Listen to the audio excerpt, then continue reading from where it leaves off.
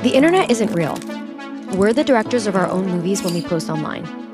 We choose what makes the cut for our audience. I'm choosing to bring back authenticity to my highlight reel, and hopefully this inspires others to do the same.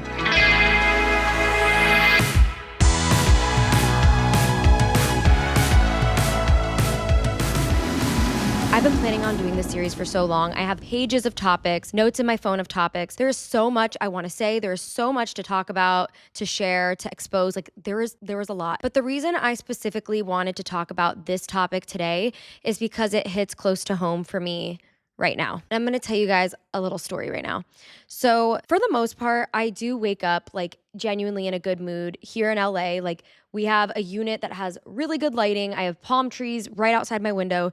I have the best partner in the world. But you know, the internet has a way of making none of those things enough. I woke up in the morning and it's a beautiful summer day. Like I had something really exciting going on that day. And I woke up and I had a pit in my stomach. I had a literal pit in my stomach. Like burning, like right here. And it felt like anxiety and sadness, just like welling in like the center of my chest. And I was like, whoa, like what's going on here? Whenever that happens, I like to check in with myself. I like to pause before having a reaction, before calling a friend. I want to identify what that feeling is. And that's something that's really helped me the last few years. So I sat there in bed and I was like, what is this feeling? What is this feeling? What is this feeling?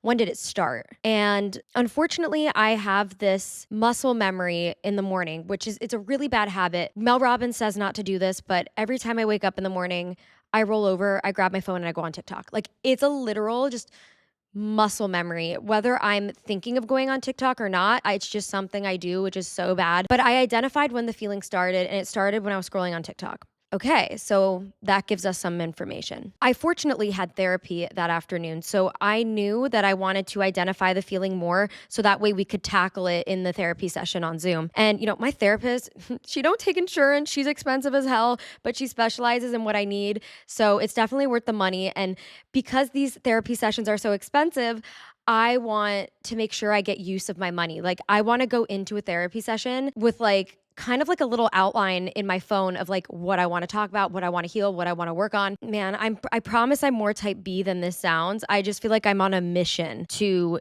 feel my best and heal. I heard the voice in my head say, "You're a failure." I heard it, like not my voice, an intrusive thought, "You're a failure." And I was trying to sit in the feeling instead of running away from it, because normally whenever I hear that voice saying you're a failure, I think my ego kicks in and it tries to protect me and it tries to not feel like a failure. So then I like shove that feeling down and then I will do the most like vain, egotistical shit and throw myself into work to not feel like a failure. I'll like, I don't know, like post that my life looks pretty, or I'll post something that I need to post to feel better about myself and about my life.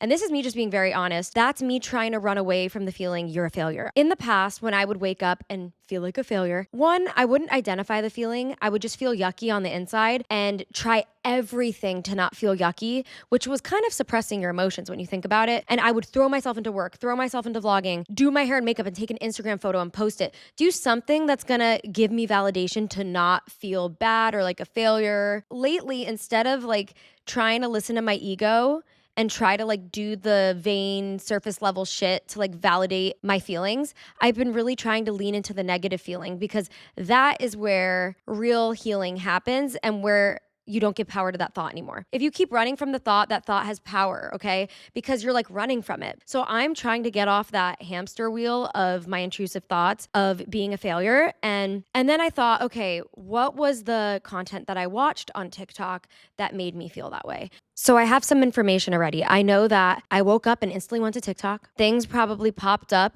If you know that a certain piece of content is going to trigger you and your insecurities, even if you don't click on it, it's going to pop up in your face. Like the algorithm, you know, that's for you, your For You page. So I get on my therapy session and I'm just confused because I don't hate my life. I don't hate myself. Like I want control over when these thoughts come in. I don't like feeling this way. I don't think anyone likes to feel this way. So my therapist asked me, "What do you want to discuss today?" And I said, I woke up with a pit in my stomach and a voice in my head saying, "You're a failure." I started crying. Because it's so vulnerable to say that out loud. Like, and I said to her, I don't know why I feel this way. I don't know why I'm so mean to myself. I don't know why I compare myself. I just want help because I don't want to keep feeling this way. And I do feel like that thought can really block a lot of abundance in your life.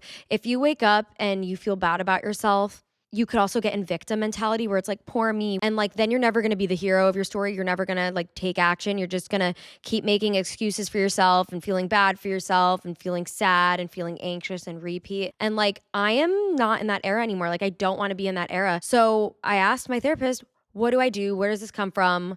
I couldn't believe her response. Granted, she knows a lot about my upbringing and my childhood, and we're not going to get into that in this video. My therapist said, you had to be an adult at a young age to mother yourself. And she said, your younger self needs to be honored too. Like, you're too much in adult mode, almost like you're taking everything too serious. Because when you do feel like a failure, you're almost like being really hard on your inner child. You're like, you're not good enough. You're not doing enough. You should be doing more. You're almost bullying your younger self. And that's kind of what my therapist was explaining to me. She said that you should probably lean a little bit more into your inner child and do more things that'll bring you joy, do things that'll make you have fun. So basically, when you have that thought, I'm a failure, your inner child is kind of crying out, but you have to become the adult figure and strengthen that muscle of positive self-talk. You need to talk to your younger self and say, you work really hard. You're very empathetic. You're a very sweet person. Everything happens for a reason. Try again. You're going to do amazing. You have so much ahead of you. There's so much to look forward to. People at a young age who are in survival mode, or people who just have an overactive adult within them, have a really hard time with doing enough in their eyes. And now this brings me back to dreaming and having big dreams. I've seen a lot of people post on TikTok. There's actually like a thing people say, like, if you performed for your parents as a kid, you're mentally ill now. And that is like...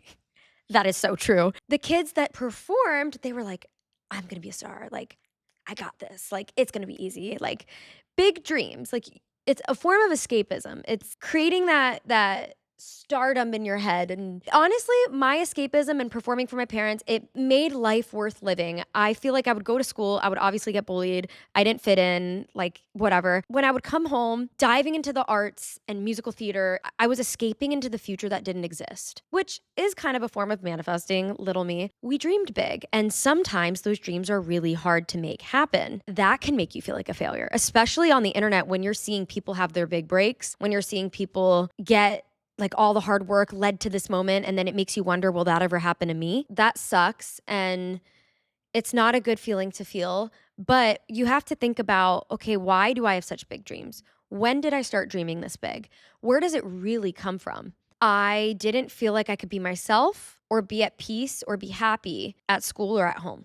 So I got lost in Hollywood and social media. Like, it felt like a different world. It felt like somewhere I could be validated, somewhere where I could be important, since I didn't feel important at school. The entertainment industry was so enticing to someone that was such a loser, to someone who wanted to escape. That's why I entered the industry. Truly, it was my escapism. And I do feel like the dreamers out there, it is a tragic life. It's beautiful and it's tragic. You have these crazy highs and then these hits. How did I make that video that has 30 million views? Like, where did she go? Where is she now? And which brings me to my next topic of feeling like a failure and being in competition with your past self. Sometimes you feel like a failure, not because of who you're looking at online, but because you're looking at your past and you're like, what was she doing that this version of me can't do anymore? Talking about dreams, I do feel like there's generation differences with the way we dream and what we want. So like, for example, I was born in 95. I'm the last year of the millennial, not quite Gen Z. I'm literally like sandwiched in the middle of generations. And I do feel like sometimes I do really feel like a millennial in the aspect of, even though Hollywood and entertainment and all that felt unattainable, like I felt like the celebrities were a little bit more relatable back then. When I was younger, there was celebrity and there was normal person. There was an influencer. There was no influencer. So I feel like at the end of the day, even though I wanted to be famous so bad when I was younger, I didn't get so hard on myself because I knew I didn't live in LA. I knew I didn't have a parent that was in the industry. I knew that I couldn't just get on a plane and go to LA and become a star. It made me feel like not so bad that I wasn't in the industry because I knew how impossible it almost was. But nowadays, there is the influencer. But I feel like the birth of the influencer / content creator started to negatively affect people's mental health. The influencers aren't the problem. The internet is the problem. No one wants to post their lows. Everybody's posting about their promotions, their new houses, their career moves, like big congratulatory things, but they're not showing the hard work and the years of hard work that it took to get there. So that's creating this illusion on the internet that everything is so easy. And it creates the person on the other side of the screen to not just compare, but also feel like a failure, because you're like, why does it come so easy to this person? And how does this person have all this and I just can't, and I can't get there? And it just creates this warped mentality that is very misleading. No one's posting the journey. When I think about a great example of what I'm talking about, I'm thinking of like Chapel Roan, okay? She didn't document when her label dropped her. She didn't document when she moved back to her hometown and worked at a donut shop. I think that's her story, but she didn't document all that. She just like disappeared and then came back popping off. No one's showing the in-betweens. And when I sold my house and moved back in with my parents, I remember having a conversation with myself being like, do I not share this? I easily can omit this. I easily can just like fall off and then just come back to social media when I'm in LA. And I don't have to show the messiness. I don't have to. And no one has to. Because at the end of the day, we are the directors of our own movies and we choose what makes the cut. I did feel I wanted to show that era because I know a lot of people don't show that. And I do think it's important for other people to see how I got here. And I'm now looking back, I'm really glad I did that, because obviously, like, look at this set, look at my apartment. Like, you guys can see how far I've come, and it may inspire you guys who are moving back in with your parents to like not give up. And I'm not trying to make it seem like, oh, like I'm this awesome creator that shows it all.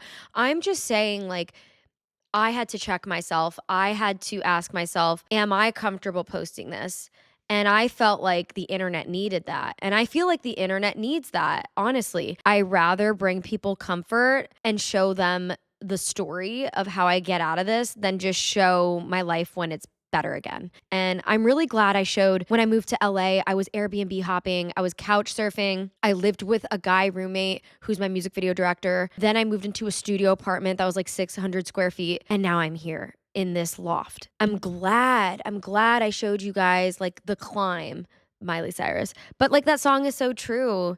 Like, it's about the climb, not the final destination. And you know what? Starting the series, I see everything online, and there were some haters that are like, NIKI needs to find her thing. She tried music and she failed at it, and now she's trying this, and I don't think it's gonna go well. She needs to take time off the internet and figure out what her thing is without her sister. NIKI needs Gabby. Gabby doesn't need NIKI. Somebody literally wrote that, and I'm literally reciting it because it did hit a wound. It fucking did. But you know what? I have to be okay with failing. I have to be okay with low views. You can't do something for just success. You have to do it because you love it, and you have to be willing to fail at the thing you love publicly in order to get to where you want. And yeah, to that comment, I do music, and I have been doing it since 2020. And I want to say, in the pandemic, I definitely found a pocket where my streams were really high because I was getting playlisted a ton. It's been a little harder the last few years, and I feel like this leads me to want to talk about how everyone sees success. You have to figure out what success means to you, because if you don't have a clear definition of what success means to you, then like everything's gonna mess you up and everything's gonna make you feel like a failure. 5 years ago, if I read that comment, I would have kept me up at night. But now that I know like what I want out of life and like what I count as success, I look at that comment and I'm like, okay, well, I'm fine with where I'm at. I'm not quitting music. They may see my music as a failure, but I don't think my music's failing at all. But agree to disagree. And something I actually told myself during the hardest years ever, during my starting over at 28 era, I would tell myself, my worst case scenario is someone's best case scenario. Ground me. That would just ground me, that thought. But if me a year ago could see how I'm living now, she would be jumping for joy. All I wanted a year ago was my own space where I felt safe, where I had sunshine and good lighting, and I had a roommate, or I lived with my girlfriend and I had a space to be girly and film. Here I am. I have all of that. And I still get the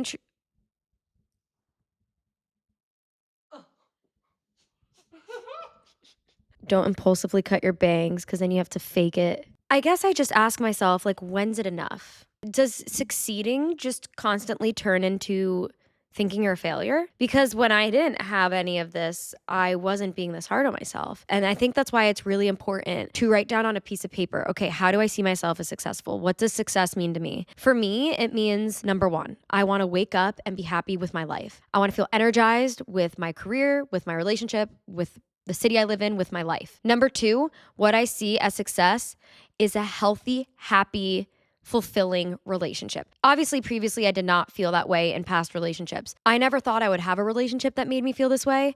So waking up next to her, I already feel like I am so successful. The fact that I have something that money can't buy. I have something that waters me, that grows me, that makes me laugh, that makes life not feel so serious. No matter how much money you make, if you don't have like real, genuine connection in your life, that does not feel good. So I definitely do not take my relationship for granted. And the third thing that I see as being successful is doing what I love every day to where it doesn't feel like work. So in my mind, I'm successful.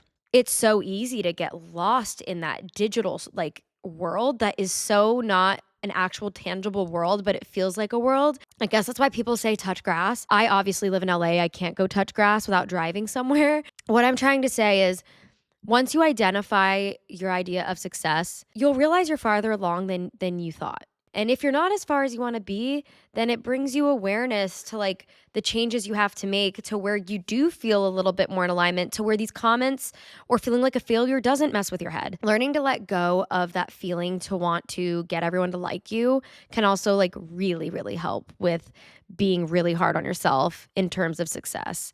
And coming from a people pleaser, coming from someone who always wanted to be seen as doing the right thing, throwing your hands in the air and being like, I'm just human. This is me. I fucked up and I'm going to keep going. I think that is basically what my therapist was trying to tell me about confidence. And I think I have lived that. And I think I'm getting it now. I think it's really inspirational and it's really aspirational to watch someone go from filming in their parents' house in a childhood bedroom to having a mansion in California. And it's really cool, like, character arc to like really follow and be like, wow, that could be me too. But I also think it's extra hard with feeling like a failure in today's generation because it's very external. It's very flashy. People idolizing people for their lifestyle, for what they have to show off. I don't know, like there's a girl that has such a big closet on TikTok. I don't know her name, but she wheels around on a ladder to just reach for purses. She gained a following because of that. There's a creator that has a microchip in her finger and she opens up her house door with her finger. Like she got it surgically put in her finger and she's always flying private jets. I don't know, like there's content houses. There's a trend on TikTok where people are flying first class and they're saying how much their first class ticket was. And then someone goes, that's not that bad. And it's like an obscene number. I just feel like it's such a flashy culture. It's so easy to feel like a failure when like people are saying $32,000 flights are normal. So bringing it back to my therapy session, my therapist started explaining to me how if you want to get rid of that thought, rather than do something external for validation, like post a photo, share your life, make it look pretty, and trying to get like that intrusive thought to go away from seeking others' validation, because our generation is very external. Everything is all, how cool does your life look? Everything is flashy. Everything is, how much can I show for my name? So my therapist told me, confidence is when you see yourself as flawed, but you still hold yourself in high regard because we are all flawed. Remembering that definition, life is about making mistakes. And I asked my therapist, I said, why do some people have such a clean trajectory and it looks like they don't fuck up and they don't make mistakes and everything looks so easy and perfect? She said, I literally took notes. I'm reading them off my phone because I took notes from my therapy session just so I could share them with you guys. She said, seeing everyone's stories on social media and taking their narrative as real as face value is the problem. There's too much assuming and it's just not real.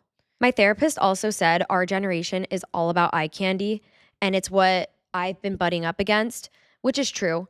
When I started YouTube, you had to have maybe like cool editing or something different about your YouTube channel. And it didn't matter where you lived. It didn't matter where you bought your clothes. That's the whole point of the show. Like we think it's all real.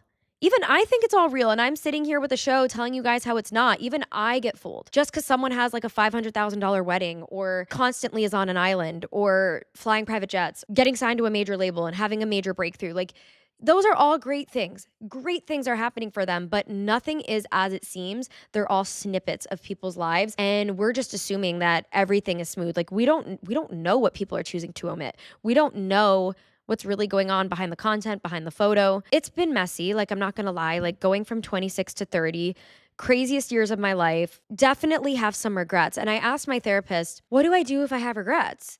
And she said, "But that's what life is about." I relate to that. I think that before my life got chaotic a few years ago, things were easy. Life looked easy. Everything looked smooth sailing, but I wasn't truly confident. And if you watch all my old videos, like you can tell I'm not really confident with who I am. Things were just always easy. I never had anything go wrong and stayed confident through it all. When my life got crazy a few years ago with the house and trying to move to LA and going through a breakup and quitting the NIKI and 𝑽𝑬𝑚 channel, my confidence was rocked. I definitely had an ego death. Everything that made me feel secure was just gone. I was resilient through all of that. And now that I'm on the other side of it, I feel like a confidence I've never felt before. And I think that's because I look back at all of that and I just realize both versions of myself are okay. I'm a flawed person. I made mistakes, but it's being able to hold that and be confident about it and be like, yeah, that was part of my story. That was my journey. I'm so glad I got out of that situation. I really am. But life isn't just an incline. Like it doesn't just get better, better, better, better, better, better, better, better, better, better. It doesn't keep going. It goes better, down again, better, down again. The way to stay confident through all of it is just holding space for the mistakes, being like, yep, you're human. It's like strengthening that muscle to roll it off your back. Nowadays, it is all external. And that's what my therapist was trying to explain to me. There is a stark difference in the last 10 years. There really is. And it's coming from someone who's been in the game for 10 plus years. Nowadays, it's all about the clout. It's all about the label. It's all about the lifestyle. It's external. It's flashy. It's eye candy. I mean, my therapist did say it's a national crisis of loneliness and we haven't been watering our inner lives. Like everybody that's on the internet, it's all about the bling. It's become vapid, vacuous. No one's talking about what's real. It's really created this culture of narcissism, which it's like a narcissist feeding ground. And this is me just being so for real. And I'm not trying to piss people off because even I'm guilty of this. It feels like the more you lean into self-obsession, the better your career does. Also, something to note, I was bullied when I was younger, and that shit sticks with you. So for those of you watching who do feel like a failure, you are bullying yourself. And my therapist made me realize that it makes sense to why I do it to myself. When you're ridiculed at a young age or like picked on for things you can't help, it does create that inner monologue as you get older where you actually become the bully to yourself. And that's where low self-esteem starts. So learning how to clock that too is definitely helpful. And it's been helpful for me. Instead of being the bully that bullied you when you were a kid, whether it be a sibling or someone at school, instead of being the bully, be the parent. Ironically, we feel like we need to make the world around us look pretty and rich in like quality, but also rich as in like money. In this generation, we feel the need to like externalize our success whenever we feel triggered that we may not be living up to our own standards. But the irony is when you enrich your inner world, none of that matters anymore. And then you're truly confident. And then you stop having those intrusive thoughts. The hard thing is to like sit still because I'm the type of person where like I want to find a solution. If I feel a type of way, I'm going to go do something. Obviously, it's made me impulsive and I'm definitely an impulsive person. Buying all those clothes online didn't fix the problem. Neither did that Facebook Marketplace decoration. I like to always end these with like a lesson so that way you guys feel really good and you can take something away from these episodes. But I posted a quote on my Instagram stories. The quote said, "Would you be willing to fail 30 times if you knew that after 30 times you got your dreams?" Yeah, the answer is yeah. I actually think that's the best advice. Keep failing. Because if you give up, you're never going to get those dreams. Those kids that performed for your parents, it's never going to be real if you're so scared of failure. You have to almost challenge that fear of failure. Because let's use logic here. If you continue at something and go about something every day for like years and years and years, it's bound to happen. It's bound to come true. I didn't get here from doing nothing. I posted a video every week for 12 years.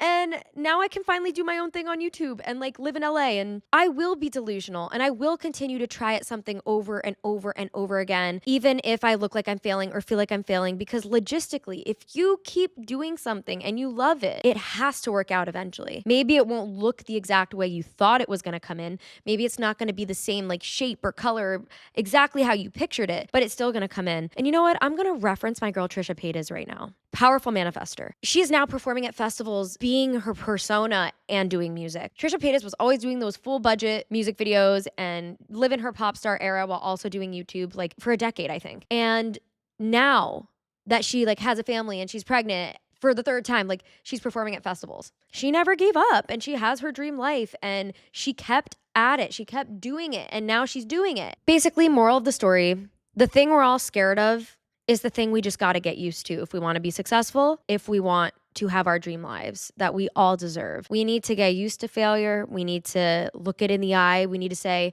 okay, it's okay you failed, but you're going to get up and you're going to do it again. Who knows, maybe this next time it'll go the way you wanted. It's kind of being real and being really optimistic, but also being super gentle with yourself. I want to end this there. I want you guys to not be scared of failure. I want to keep strengthening this muscle. I did feel like this episode was a bit of a therapy session for me as well because it's so fresh. I literally just talked to my therapist about all this and wrote notes from my therapist because I knew I wanted to go back and read my notes because this thought comes in a lot. I do think doing the mental work is going to help significantly in achieving what we actually want. So I challenge you guys to say, I am not a failure and it's okay if I failed because I'm going to try again. I love you guys so much. I hope you guys remember things I said. I'm actively working on these too. So like, you're not a failure.